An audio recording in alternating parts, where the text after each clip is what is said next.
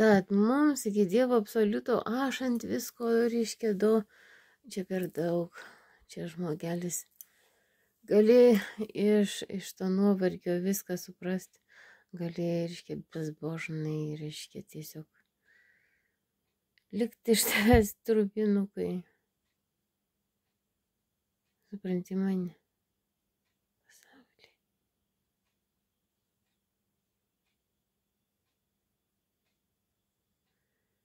Reiškia, ir suprasti, kaip švietimo epochoje kiekviena IQ atskyrė kiekvieno mokslo teoriją, chemijos teoriją IQ, fizikos teoriją IQ, visą tai yra atskirta ir teisė teorija IQ, atskirta nuo katalikų bažnyčios ir stačiatikių bažnyčios, ortodoksų bažnyčios, protestantų bažnyčios. Tai švietimo amžiuje, Bruno amžius, reiškia šito viso vienuolio, kuris degina laužą. Už tai, kad jis atskyrė kosmosą kaip mokslą žvaigždžių nuo viešpaties evangelijos. Ir aš tai vėlgi sakau.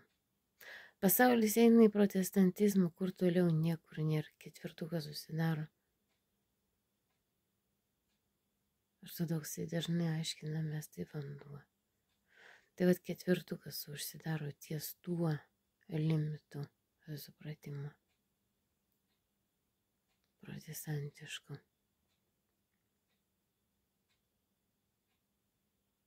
Dabar mintį pamečiau. Bandau pargrįžti ir atsiminti, kame įstatymas yra, reiškia, kiekvienas, reiškia, darbo, verslo kodeksas yra atskira IQ. Tad mokindamasi darbo teisės IQ, verslo teisės IQ, aš esu pilna teisė ir Kaune. Taipogi. Nesvarbu, kiek keržvilgių, kiek kvailiotų. Kaip sako, pranašu nebūsi. Tai vat aš darau įtaką ne urloganų A, bet B darbo verslo teisės sėkmės.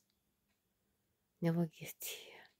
Kaunas sėkmės linkiu jums darbo verslo teisė.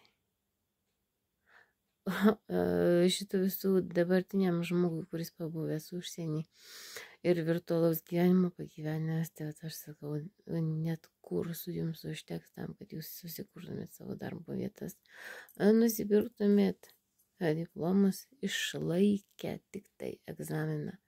Tas jau yra įteisinta Danijoje.